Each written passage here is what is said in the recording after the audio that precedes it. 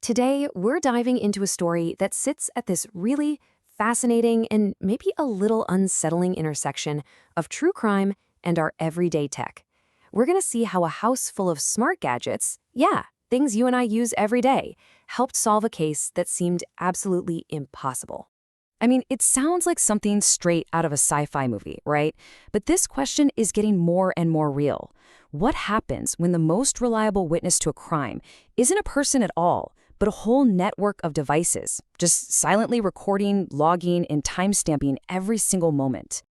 So, it all kicks off with the Miller investigation. This was a really high-profile, super complex case that had investigators totally stumped. They had the crime scene, but the answers, they were nowhere to be found. The team did everything by the book.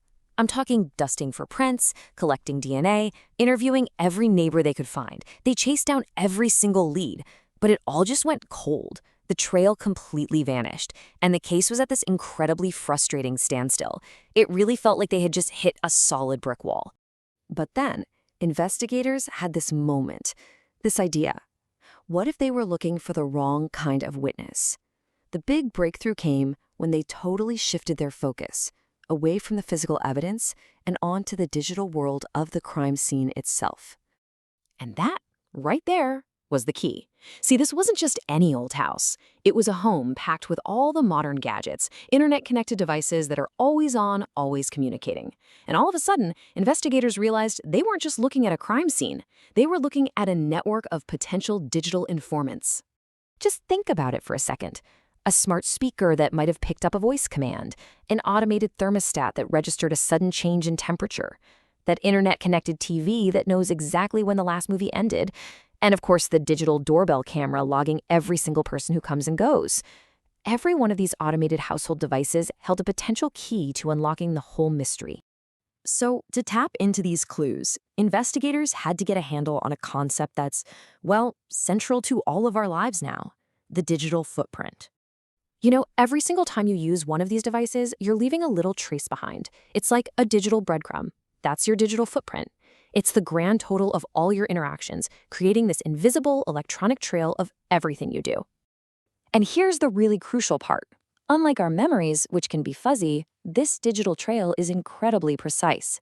Every little action gets a timestamp, right down to the second. It doesn't forget, it doesn't get confused. It's an objective, factual log of what happened and when. For an investigator, this is pure gold.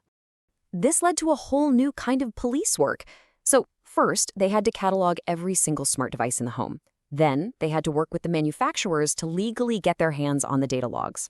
After that, it was just this meticulous process of digging through all those timestamps to piece together a story, turning all that raw data into a real narrative. And this brings us to the moment where it all clicked. The team was finally able to build a timeline based not on guesses or theories, but on hard digital facts. Okay, so this is where the suspect's alibi just completely disintegrated.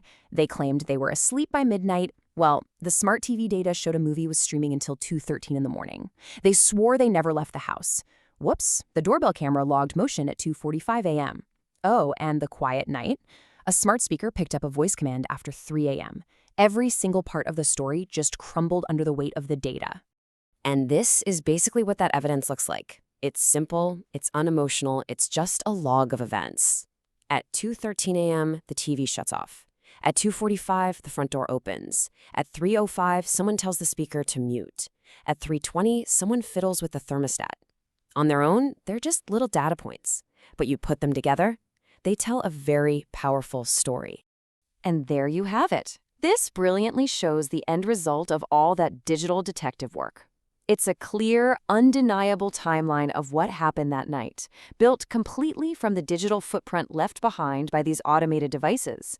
There's no room for argument here, just a sequence of actions. In the end, this data was everything. This digital evidence created a sequence of events that was literally impossible to argue with. It wasn't just another piece of the puzzle. It was the whole framework that allowed investigators to finally solve the Miller case. So the Miller case was closed. Great. But the story really doesn't end there. If anything, this case blew the doors open on a much bigger conversation. one about the technology in our own homes and what it all means for our privacy. And the scale of this is it's mind-boggling. By 2030, they're estimating there will be 75 billion of these internet-connected gadgets out there. That's almost 10 devices for every single person on Earth, and every single one is creating its own little digital footprint. What a case like this really shows us is a brand new reality. The line between our private, personal data and official forensic evidence, well, it's getting really, really blurry. The very gadgets we buy for convenience or entertainment are now becoming some of the most powerful tools in law enforcement. And that leaves all of us with a pretty critical question to think about. Every single day, your home is silently writing a digital story of your life, timestamping every little thing you do. The question we all have to start asking ourselves is, who else gets to read that story?